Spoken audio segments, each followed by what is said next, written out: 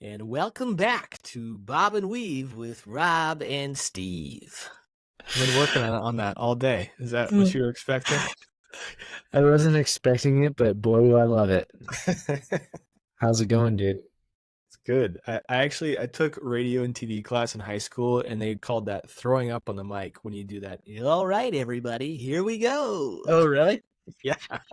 Did you take that class at Chittard or at North Central? Dude, they didn't have those resources at Chittard.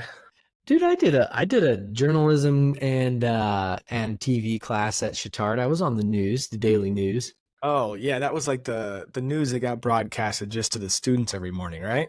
Yeah, it was. Yeah, North Central, we had shitty. there was an actual radio station you could listen to anywhere in Indianapolis. And Yeah, I remember that. I did some sports commentating there. Oh, really? Yeah, I wasn't the main commentator, and so I would do like the girls' basketball games and stuff. But it was fun. Man, I didn't know that. Yeah. So that was a class, and then you would go to the games after school and just go broadcast live. Yeah, that was pretty much it. I mean, you had us set up in headphones, and it was, back in whatever 2007, stuff was pretty bad, and it was white noise. And I think sometimes we were even on like an AM station, because sometimes it's like you can't broadcast the boys' football games and the girls' basketball games at the same time, so they throw us on our secondary station. But yeah, it was cool. Sweet. Yeah, I remember it was 89.3, if I remember right. I have no idea. Yeah. Yeah, they played some good tunes every now and then. Yep. So what's going on in your life, Steve? Not too much, man. The same old. We've been trying to work on a lot of the kind of the systems, for the daycare.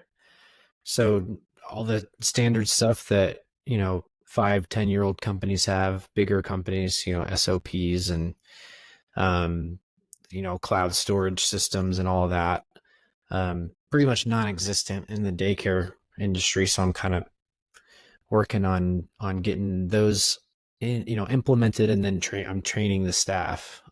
We had a first company meeting.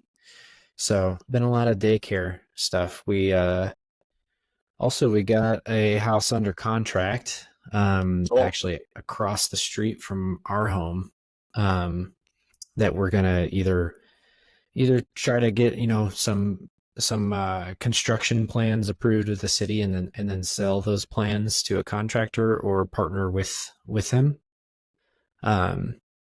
So that's kind of been in the works. We're gonna go take dimensions and look at it on Friday morning. So the plan is to flip it, and yeah, that's it.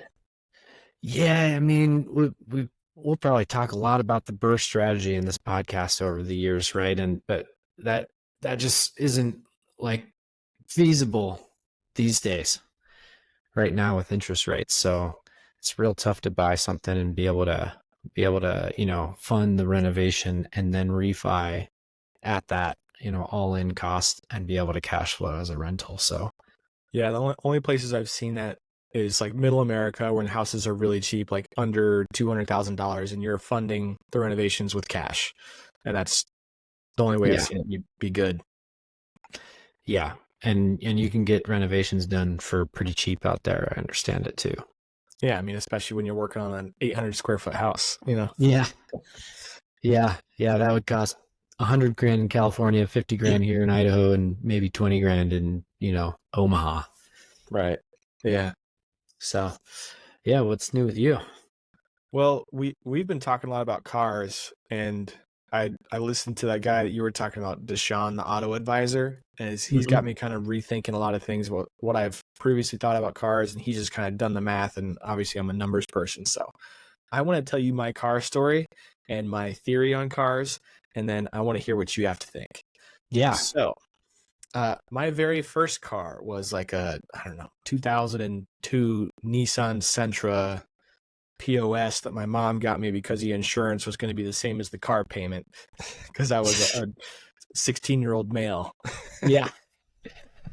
And so I parked outside the Barnax house, and then they woke me up at 6 o'clock in the morning, after we had been, playing college hoops all night.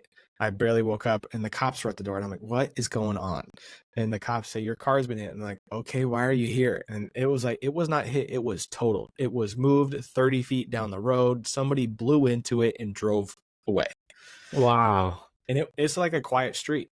Like, it was a neighborhood street. Like, there was like Keystone was, quarter mile away, but you had to turn down one street and then their neighborhood. And that's where I parked, right by their driveway.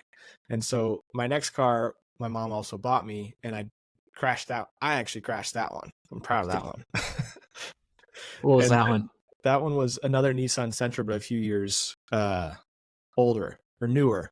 And that one I was driving back from Hilton Head, and it was like it had just started to rain, so the streets were really slick, and all of a sudden this 4x4 pickup truck in front of us slams on his brakes, and I'm like, I'm either gonna run straight into his truck or pull into the median and get stuck in a ditch. And my sister was asleep in the passenger seat, and she woke up and we were in a ditch. I think I remember that. Yeah. And then the next car was my Mitsubishi Eclipse that I brought out to California.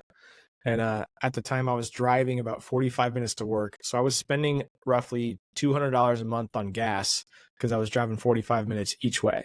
And I'm like, this is stupid. And then the car was, it was a little bit older, but I would have all these maintenance issues with it. Like the sparks plug would break and somebody's going to charge me $500 to fix it. I'm like, what the heck? It can't be that expensive to change a spark plug. I found out one of the spark plugs, you literally have to take the car apart to get it in there. And, so it became, one of my coworkers, actually, he had bought a Chevy Volt, and it was a hybrid that had like 45 miles of electricity. And that was at the time when electric cars were all the craze in politics out here. And so they were giving you incentives. Electricity was free everywhere. Charging stations didn't charge you anything. So it was basically like, you're going to get free electricity everywhere you go if you get this car. And so I'm like, all right, I'm paying $200 a month for gas for a car that breaks down all the time. Or I can go get a Chevy Volt, and I'll pay $200 a month of my payment, and I won't have to pay for gas. And there's also other incentives, like the government would give you, $1,500 if you lease this car and stuff like that. And that's just in California. And so that kind of became my MO. I was like, well, I'd rather stop paying for maintenance and just have a car that I can rely on, and not have to worry about changing tires all the time or whatever else is wrong with it. And that's kind of been what I thought was the best thing to do. And everybody talks about, you don't buy new cars, you lease them instead because it's the depreciation. And that's why I've had 2 Volts and now 1 Bolt, and I'm at the end of my Bolt's lease. Will be done in a month. And so I'm trying to figure out what's going on, what I should do next. And with this Bolt, there was actually a recall on the batteries. The batteries were catching fire and burning people's houses down if they were overcharged. And so it's a huge issue. And so what they did with mine is, instead of, letting it just be and burning down my house, they reduced my range by 20%. And it was just kind of like a bummer that I couldn't get the full 200 miles on my battery anymore. I was stuck at 170 for like 2 years. And then when it finally came my turn to get my battery replaced, we're just like, oh, actually, we're not going to replace your battery. We're going to tweak the settings a little bit, and then you'll just see what happens. And so they tweaked the settings, and all of a sudden my air conditioning didn't work, and a bunch of other things didn't work. And I was like, screw these guys, I'm calling a lawyer. So I called a lawyer, and he was like, yeah, well, if you own a Bolt, you can get some money out. So I got pretty much all of my payments refunded to me for this Bolt, and I'm going to return it back in with essentially zero money out of pocket since the day I bought it. Wow. That's a great opportunity to get into something good. Right. So now I've got 13 grand to burn on a car, and I'm trying to figure out, what do I do with it? And so I've been trying to figure out, okay, do I buy a $13,000 car, not have a car payment, just worry about maintenance? Do I get a nicer car, use $13,000 as down payment, or maybe split it in half and use it for payments? Or do I parlay that $13,000 into another lease? And so one key thing that this Deshaun, the auto advisor guy, says is, if you're going to keep a car for less than 8 years, you should lease it. And the main kicker with that is with the maintenance. And he just really estimates, tires, brakes, oil changes, small stuff.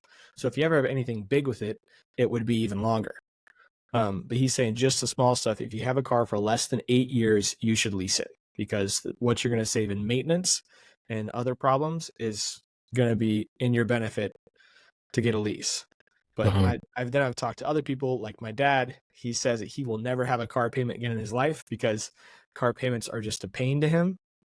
And he's like, I don't ever want a car payment. I don't care what it costs me. And he's got like a 2013 BMW that he spends $1,200 a year on maintenance. And I'm sure more on oil changes and tire changes. And it's not good on gas either. So he's probably spending $2,000-$3,000 a year to maintain this car, but he doesn't have a car payment. And he thinks that that's the best deal. And then I talk to my CPA and I'm like, okay, well, I'm self-employed now. What's the best way for me to utilize? I need a car. What should I do? If I have a lease payment, we can use all those payments towards my taxes. I can write them all off. Or if I get a certain type of car, like a car that's more than 6,000 pounds, or something that's specifically for my work, something like that. If I bought a car, I could only write off the interest portion of my payments, so it's not as beneficial to do so. So that's where I am. Interesting. So would you have to? I'm just curious on the lease, being able to write off the entire payment. Would you have to be able to demonstrate that it is used primarily or exclusively for work? I think they said it was like over 50% of the time. So I mean, think about your regular day life. Where are you going most days to work?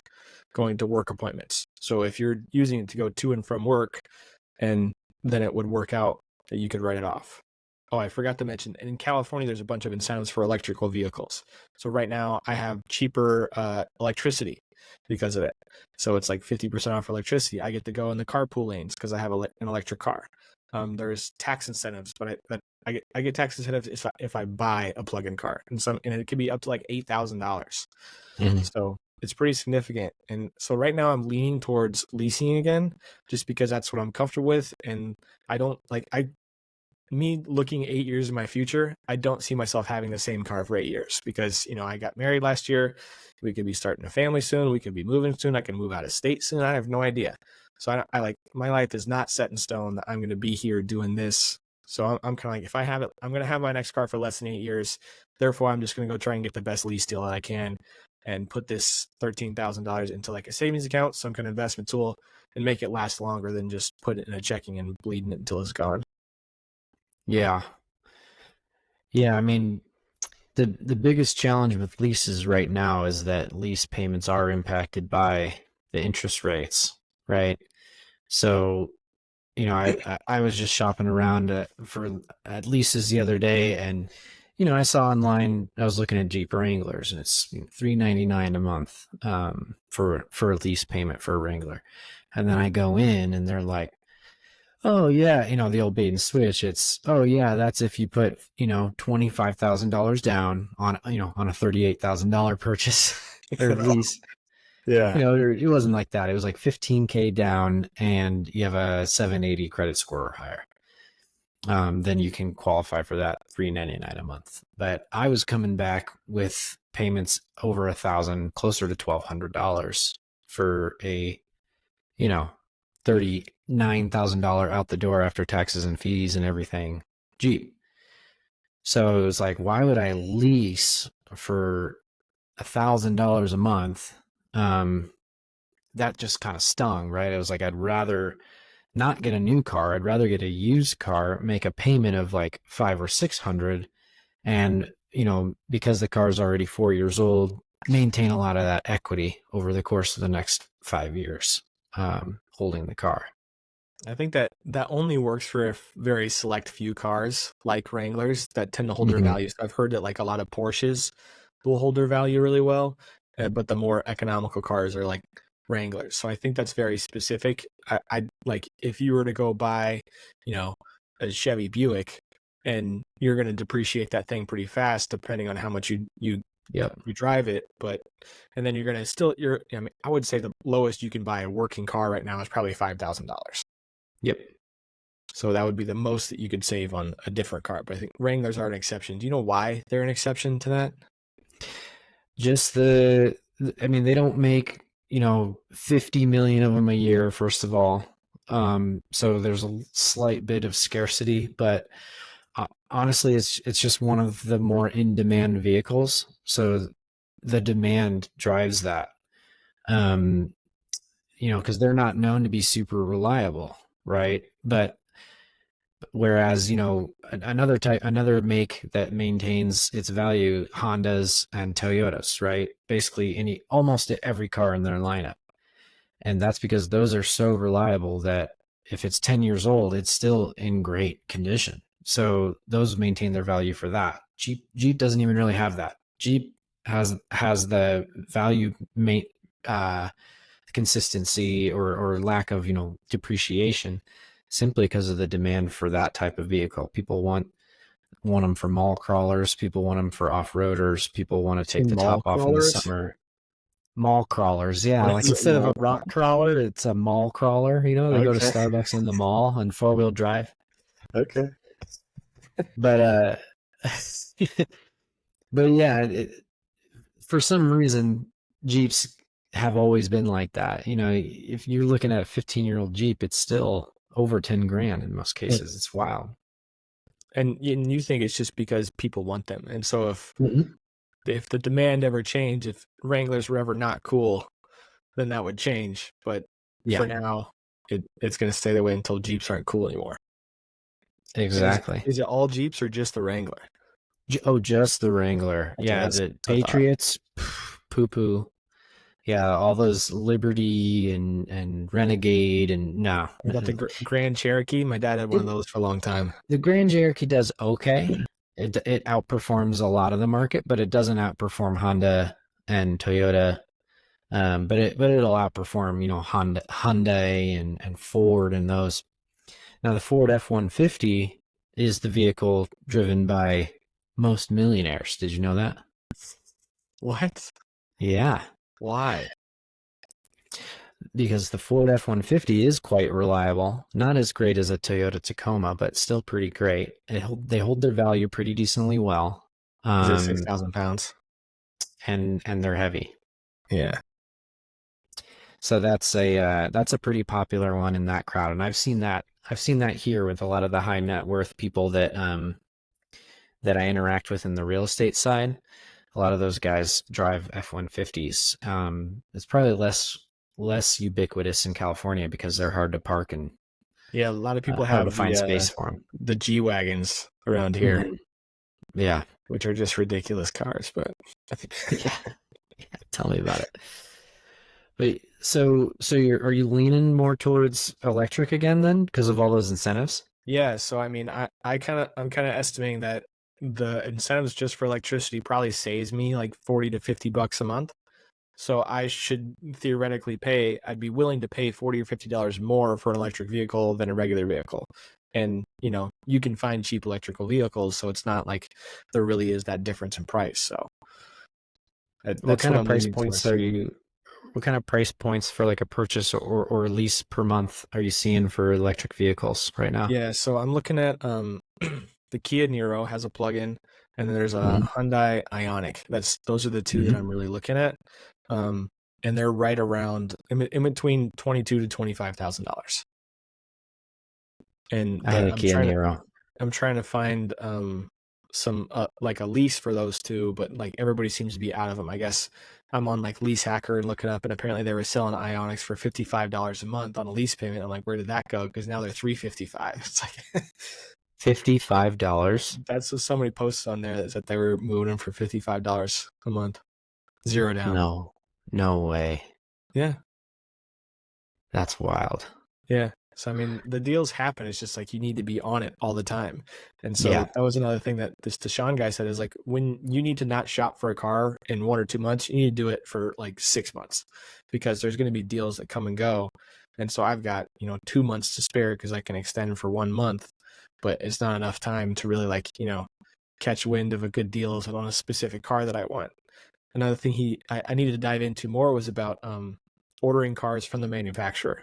So Mhm. sometimes that's cost effective and say, hey, I want to reserve one. I know you're making these cars right now. The next batch you make, I'm going to buy one. And you can get them at a discounted price because there's no dealership margins in there.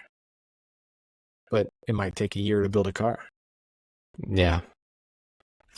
Those Kia Niros are sweet, dude. I think you'd be really happy with those. The Ionics have really nice interiors as well. I was looking at those recently. Yeah, ever since we started talking about it, we noticed the Ionics everywhere. So like Mhm. I haven't seen a single Nero, but people have the iconic Ionics, and somebody at my gym has one. And I'm trying to find out who it is. Like every time I go to the gym, I'll see the Ionic. I'm like, that's a nice looking car. Who's got that thing? Yeah. Yeah, they're pretty aggressive looking. Yeah. Um, both of them, you probably know this, but Kia and Hyundai, I think Kia owns Hyundai, and Hyundai is just like the nicer version of Kia, kind of like Ford and Lincoln, or Right. whatever. Um, so they have a lot of the same features, but the Hyundais more prevalently will have air conditioned seats. I mean, if that's not a selling point, I don't know what is. My Kia Niro had one, but you have to buy the Kia Niro Touring that has leather seats, and it has the AC seats as well, but it only gets 42 miles per gallon instead of 60. Yeah, I'm not gonna lie, not a selling point for me. I mainly park in my garage, and even if I didn't, it very rarely gets so hot where I get in my car like, man, these seats too hot. Like that's doesn't happen here. Yeah. Yeah, I feel you. I feel you. I love that back cooling, man. Just right in your lower back, the lumbar sweat, Yeah. just iced right off. Um, so those are selling for like 25K right now for the higher mileage Neros. I hear you saying. Mhm. But I what mean, is the I'm not lease? looking at anything that's more than 50,000 miles. Oh, as a to buy it used. Right. Okay, but are you looking at leasing a Nero? Yeah. So that's obviously that'd be a brand new one. Mm-hmm. And what are those per month? You said 355 for the So Ionic. they're in between. You know, I've heard people say they've gotten them for 250, 275, and there's some people that say they got them for a little less than four. Interesting. And what's your budget? What are you trying to get? As low as possible because I want to make this $13,000 last as long as it can. And right now Mm-hmm. I'm paying like 240. Mm-hmm. Well, yeah, I mean, if you can get into that with zero down, and it's even if it's 300 a month, and you just kind of dip into that 13 to make that payment, you could be earning interest off that 13 and kind of offset that extra 40, $50 in payment too, potentially. Yeah, I made a little calculator and the best I've gotten is making it last for 3 years. And that's, if savings account interest rates stay where they are. Mm-hmm. Right on. Of course, you got a calculator for that, Of bro. course, I knew. yeah. I knew you would. Well, sick, dude. Well, so your lease expires in June? It's the end of April and I can extend it for 1 month. Okay. Okay. And then what happens if you need more time to shop? I mean, could you last without a car for a month or two? I mean, maybe. So the other options I have is right now my dad has an extra car, his little BMW, because he bought a big truck so he could drive up and down to Lake Arrowhead and snow and stuff. So his little old BMW is just kind of sitting there collecting dust. So I could have that and use it if I wanted to, but it's an old rickety car and doesn't drive super well, not Mhm. comfortable. No backup camera, none of that stuff. So I mean, that's an option. Like if I'm gonna go, you know, Joe Dirt, I could have that car, no problem.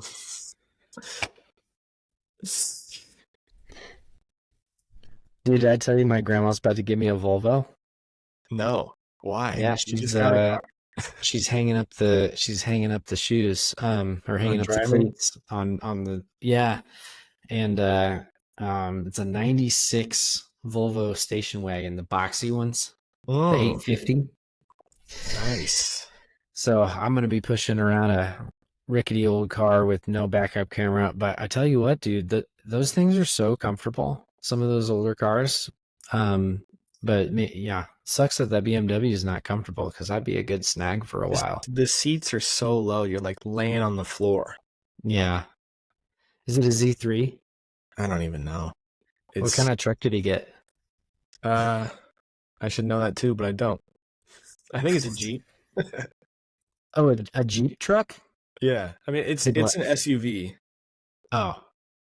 but I don't know. It's really nice. Like you get in the interior, and it looks like a luxury car, but Mhm. it's all wheel drive. It's all the power you could ever need type thing. Did you pops get a Wagoneer, Rob? I'm gonna have to look up what a Wagoneer is. Jeep just reintroduced their Wagoneer. It used to be like a station wagon looking truck It or looks like SUV with that, the but I wood don't think panel. that's it. Yeah, you gotta follow up with them and let me know. I'm All right, curious. next pod we'll give the answers. All Well, we're right. we're taking bets on what kind of car did Roger get. I test drove a Gladiator the other day. That's the Jeep pickup truck that's pretty new. Came out in Oh, like 21 or 20. They're awesome.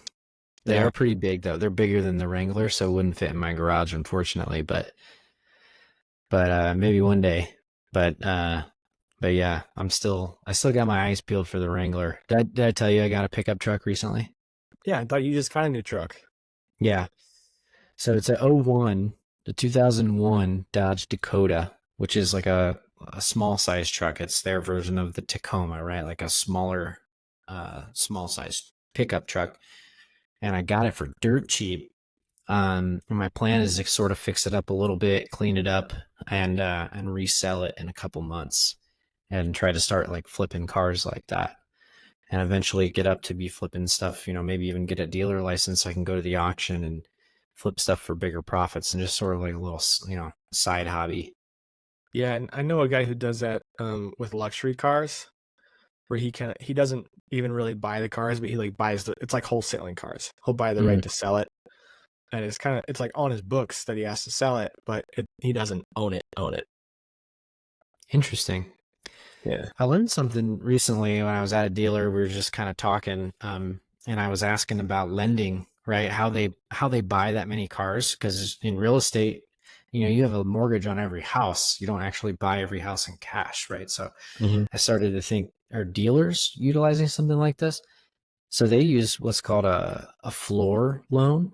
They call it flooring their inventory. So they basically use a lender like Chase does it, where Chase will lend them the money, buy the car. They don't even have to make payments on it, right? But once the car is sold, Chase gets to keep a percentage of interest of that sale. So they kind of just take it off the back end. But there's kind of a limit, right, on how long they'll floor it for. So they usually it's like 6 months. Sometimes you can buy a floor that's 12 months. But if you have a car in your lot for 12 months, I mean, you're not making any money on that after the interest is paid, right? So after 6 months, you got to just buy the car out. So dealers don't like to have cars on their, like mortgage companies. Some of them don't like to hold a mortgage, right? They want to get it off their books. Well, I've heard that dealerships will have like really special deals at the end of the month, and that usually that would make sense that like, hey, this car is coming up to its 6 month. We got to sell this one. Yep. Huh. Yep. The end of the month has some dealerships have like quotas that they're trying to hit, that are driven by the manufacturer because of new inventory coming in. But yeah, if you notice, hey, I've been shopping for 6 months and this car has been here for 5.5 months, you know that, hey, the floor might be coming up. They might give me a really crazy deal on this. But it's kind of hard to do that unless you're literally keeping track of every car, because Right. it's not like Zillow where you get a DOM, Yeah. like the days on market or the date they listed the car, right? So kind Yeah, of you gotta, you might get that on like Auto Trader, but I know people play that a lot where like they'll take it down and relist it after a couple months or something. right. Well, yeah, man, this is exciting stuff. It could consume hours of every day for months, that when you're looking for a car, because there's just so much information and so many dials you can turn, and like so many things you can kind of look at and tweak in your search and figure out to like get the best deal. Elena was giving me crap the other day because she's like, yeah, okay, maybe you're going to save $500 on, finding the best truck and whatever. But I mean, look at all this time. Like, spending you could be building on a project at work, something like that. Yeah. Opportunity costs. Yeah. I'm like, but this is fun. That work's not fun. Yeah, that's a really good point. How much time am I spending to save myself $40 every month for the next 3 years? Yeah. I mean, that's a gym membership though, you know? Yeah, Well, cool, man. Well, I'm excited to see what you do. yeah, Um, we'll find out. let's talk about it again next week if you haven't pulled the trigger on something already. All right. So what else is going on besides cars? I Selling feel like my Airbnb. yeah, that's what it was. Yeah, tell me about that, man. What so first tell the folks about your Airbnb, kind of lessons learned and all that stuff, and then kind of what your exit strategy is now. Yeah, so we bought a house out in 29 Palms, which is a neighboring city of Joshua Tree. Um, Very hot spot for Airbnbs. And we bought it right as they were implementing their maximum short-term rentals in the city. So just 29 Palms had this rule, and we were thinking, okay, there's only like 30 spots left. If we submit now, we'll be one of the last 10, and then we'll be locked in, as demand grows, there's not going to be anywhere to expand, so we're going to be good. And unfortunately, the market kind of tipped out, a few months after we bought, and the demand for Airbnbs went through the floor. Pretty much across the country, but especially hard in Palm Springs, Joshua Tree, areas like that. And so I did the Air DNA before we bought it, and I was very careful. I saw probably a dozen homes out there, and this one fit the bill, had enough bedrooms, bathrooms. It was unique. It had some special features. I thought was going to be able to rent it for like $350, $370 a night. And then we had some delays on actually getting it to rent because some of the people that I hired to help us, fix some minor projects around the house, repaint and install some furniture, they ended up being, complete liars, and some of them, suspected drug addicts. And so it took us 4 months to launch a property that was pretty much ready to go when we bought it. Because they would do something, break something, and it took them 2 more months. I had to fire them, find a different one. And so it took us 4 months to get there. And by the time that we were ready to rent again, I thought, okay, market's down a little bit. It's their down season. We'll rent for $200 a night, 225. And we were getting one or two bookings a month. It was not good. And then I found out I was doing some things wrong on the Airbnb platform and our booking stuff. So I hired a property manager. He fixed everything and said, hey, you're charging too much. We're never going to get booked fully amount. And he's like, okay, we got to charge, $130 a night.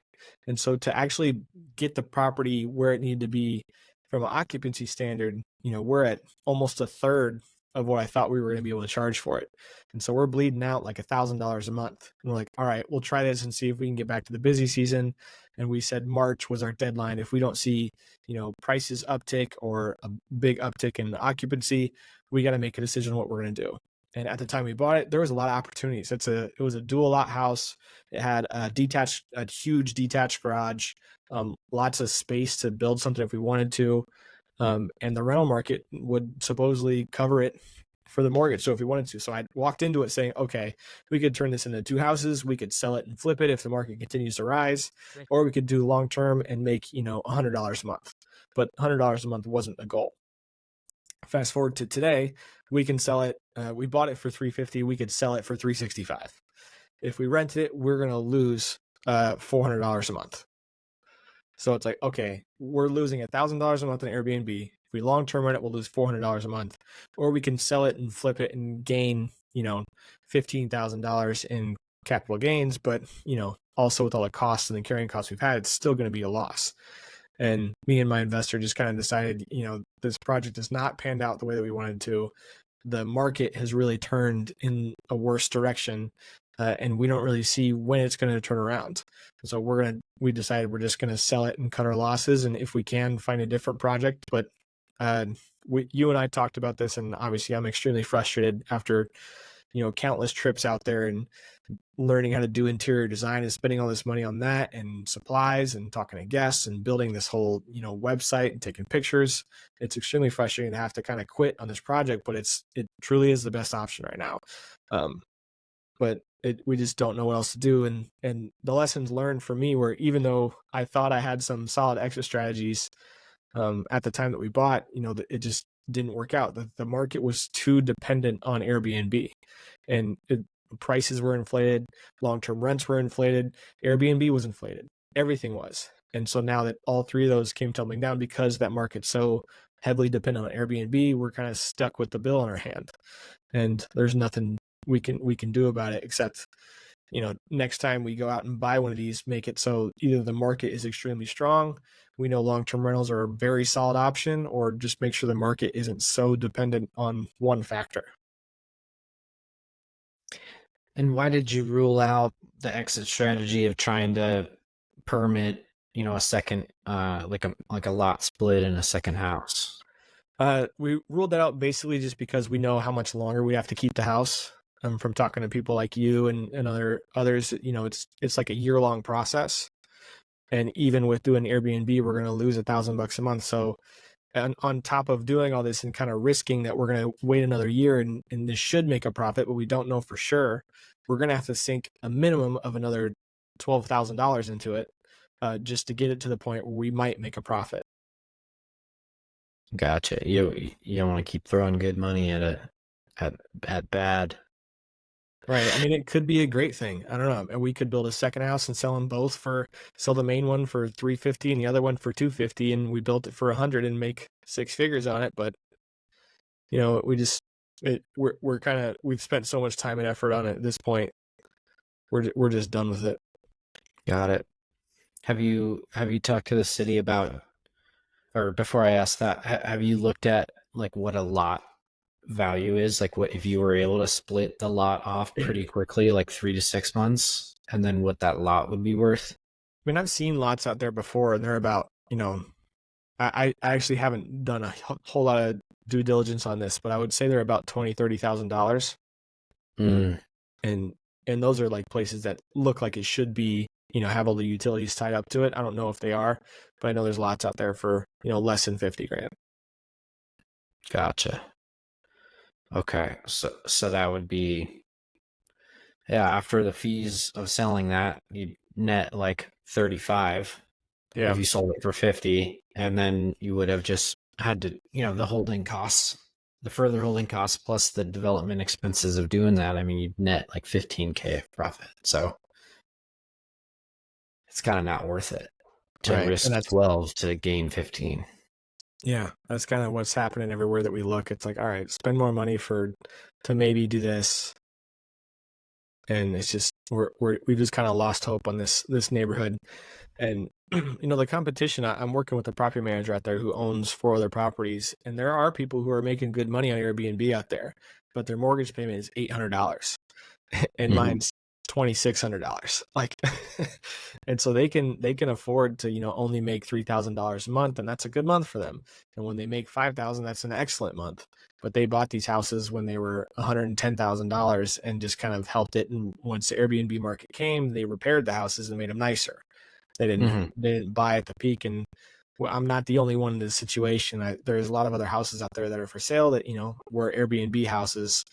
And some of these people are asking for crazy amounts for, like, my house is worth $500,000. And like, no, it's the middle of the desert. Like, nobody wants to go there. Yeah, not for that price. Yeah. What's the job market out there doing? Is there any growth out there? 29 Palms is known as a military town. There's a big military base out there. So most of the people out there are somehow tied to the military. There is a very small college not too far from there. And then tourism. That's kind of it. Yeah, I remember going out there last year or 2 years ago, and it was the first time I'd been there in 4 years, and there was a Home Depot now. There was like a big grocery store that they didn't have before. And okay, so that's Yucca Valley. That's about 45 minutes away, and so Yucca Valley is pretty well built out. It's pretty commercialized. And then you get to Joshua Tree, and that's the town in between 29 Palms and Yucca Valley, and that's more hipster. They got the giant farmers market every Saturday and Sunday, and then 29 is just on the other side of that. And the one thing that I really liked about 29 and why we bought the house there was that there's a second entrance to Joshua Tree that not everybody knows about, because the front one gets backed up all the time. And so you could be at the back entrance to Joshua Tree in 12 minutes from our house. So I think that was one of the main reasons a lot of people did stay there, is because of the rear entrance. And it's not like there's nothing there. There's a small city, and it's kind of cool to go experience something different. Especially like comparing it to Orange County, it's a very different feel. And some people really like the desert, and they like the dryness and the heat and all those things. Yep. And those people need to just go back to Arizona. Get them out of here. Yeah, I pretty much exclusively entered through that side when I lived in San Diego. We would intentionally stay up on that side because there was never a line to get in and that side of the park. And, a lot of the campgrounds are slightly closer to the east side, the northeast side there than they are to the west. So it kind of just made sense. Yeah. But yeah, what a great place to go camp. I loved going out there. Pretty cool spot. One time when I was camping there by myself in a tent, I woke up in the morning, stretched my arms, stepped out of the tent, and as I'm kind of standing out of the tent, my feet still in the tent, my dog Isa, just like walked out between my legs and just immediately started playing with another dog that looked exactly like her, and the dog was like kind of running away a little bit, and Isa was kind of following him. And then I was like, oh shit, that's a coyote.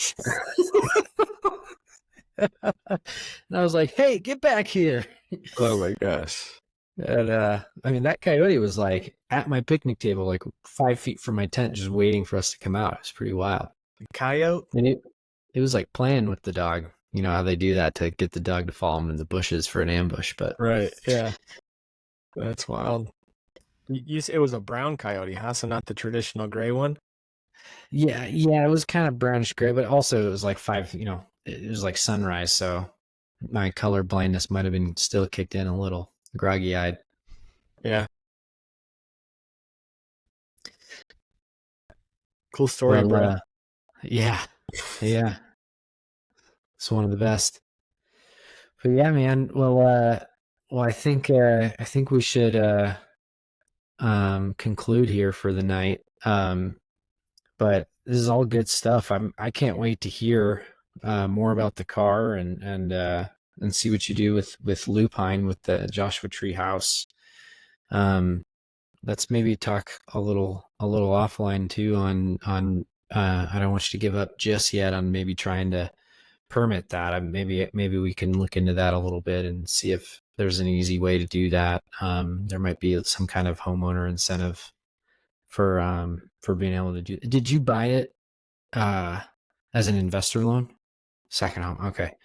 So you might be able to get a little bit easier of a process for the lot split, but that kind of varies from city to city. So, but they might do it there for affordability reasons. So it might not be a bad idea to just see if it would take a couple months to split it and then list both properties, right? As one's a lot and one's the house, and the house is still $350, even without that extra space. The only issue is that, I mean, we'd have to rebuild the driveway because right now the driveway's on the second lot, which I don't think is a huge issue, but I mean, maybe it is because the house is probably 3 feet lower than the street.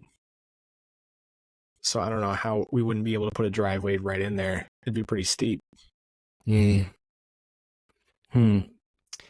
you can kind of do a shared driveway potentially. That's pretty common. They like to see that actually because you get, fewer incidents of cars coming out onto the street. So you don't get people backing into each other as much if they're sharing a driveway, right? So yeah. But yeah, good deal, man. All right, cool. Well, I guess that concludes this episode of Bob and Weave. We're going to be posting these probably once a week. What day are we going to post these? But Tuesdays. Yeah, Tuesdays. All right. Taco Tuesdays. Let's do it. Taco Tuesdays. All right. Taco. Nah, fuck that. Okay. We'll figure this out. I promise. Taco Tuesdays.